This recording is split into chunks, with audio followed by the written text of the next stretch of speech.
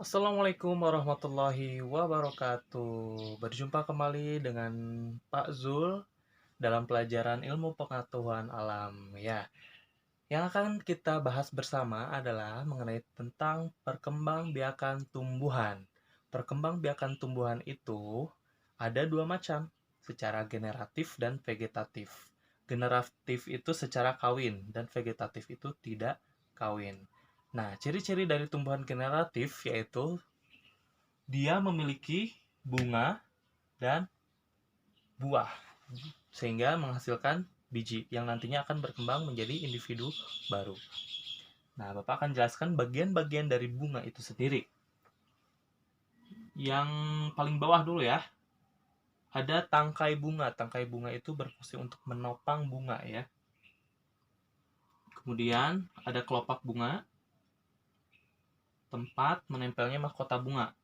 Kemudian ada mahkota bunga. Mahkota bunga itu untuk berfungsi untuk memperindah bunga tersebut sehingga menarik serangga untuk hinggap di bunga itu.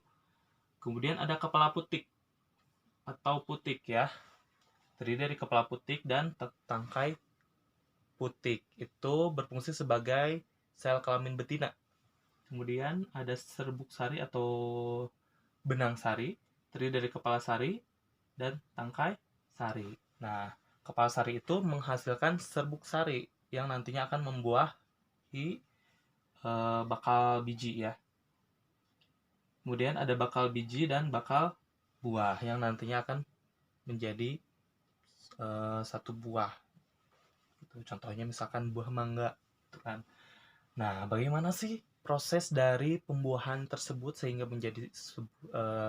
menjadi individu baru? Nah, kita mulai dari sini. Ada yang namanya penyerbukan. Apa sih penyerbukan itu? Penyerbukan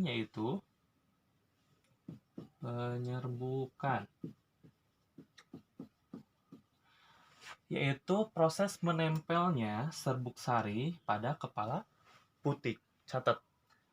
Proses menempelnya serbuk sari pada kepala putik itu disebutnya adalah penyerbukan. Apa saja sih yang bisa membantu penyerbukan terjadi?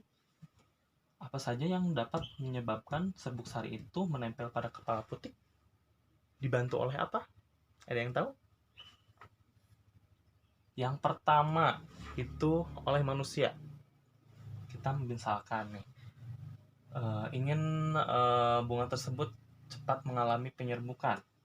Kita tempelkan saja tangan kita pada kepala putik, kemudian tempel pada kepala sari dulu, lalu kepada kepala putik. Yang kedua bisa dibantu oleh angin. Angin tersebut menerbangkan kepala serbuk sari itu pada kepala putik. Kemudian oleh air hujan dan oleh serangga. Makanya mahkota itu berfungsi untuk menarik serangga sehingga membantu dalam proses penyerbukan. Nah, apa yang terjadi setelah penyerbukan tersebut terjadi? Nah, si serbuk sari itu masuk melalui buluh serbuk sari atau tangkai putik. Kemudian nanti dia akan masuk ke sini dan akan membuahi bakal biji sehingga menghasilkan sebuah zigot dan berkembang menjadi sebuah lembaga. Nah, lembaga tersebut berkembang menjadi buah. Nah, di dalam buah tersebut ada daging buah dan biji buah. Sehingga nanti bijinya keluar, berkembang menjadi kecambah, lanjut tumbuh menjadi tumbuhan yang muda, dan tumbuh lagi menjadi tumbuhan yang dewasa. Gitu. Nah, itu adalah proses dari perkembangbiakan tumbuhan secara generatif. Nah, untuk perkembangbiakan tumbuhan secara vegetatif, Bapak akan jelaskan di video berikutnya. Nah, mungkin sekian penjelasan mengenai perkembangbiakan tumbuhan secara generatif atau kawin dari Bapak pada hari ini.